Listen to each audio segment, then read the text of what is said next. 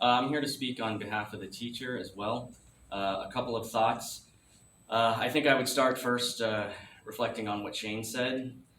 When a person imagines they are something they're not, the rest of us aren't required to go along with it. If a person imagines they're something that they're not, they have a mental, I don't know the proper term, mental illness, mental disability, but there's something wrong where they need help. Coddling and enabling is not compassion. I think that's one of the biggest things. The reason we have people pounding on the desk is because they dress it in a facade of compassion. If you care about people, you'll enable mental illness. No, if you care about people, you talk sense into them. Further, a person cannot be something they imagine. I can't imagine myself as a professional basketball player. If we're on an airplane, I can't say, well, I imagine I'm the pilot, clear the cockpit, guys, I'll be flying this plane. No sane person would go along with that. I cannot imagine that I'm a school board member and take a seat in Jonathan Lord's seat tonight. Nobody actually believes this stuff. Everyone is scared to death to say something about it. Further, the people who demand that you sign up for their delusions and mental illness, they know better themselves as well. And what they're doing is, it's a power move. They're getting you to say and do something you know everybody knows is not true.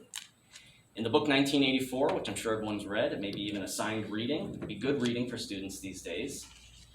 It'd be like a mirror. It'd be a mirror essentially.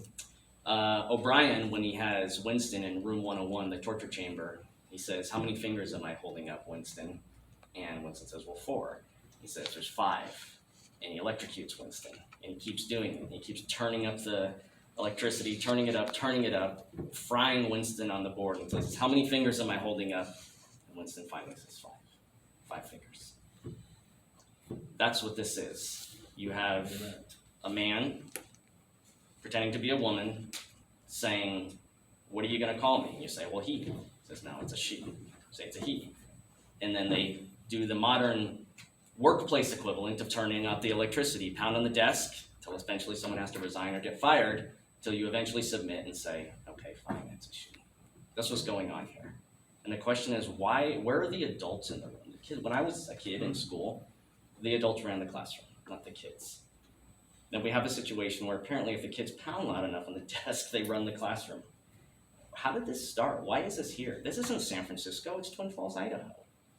I think as a policy, when you guys set your policy, you need to do better and stand up against this insanity. Otherwise, what's the end result? The end result isn't someone's pronoun. The end result is you lose good teachers. You lose good teachers, that hurts the kids. Thank you. Thank you, Mr. Freemster. We'll talk to more.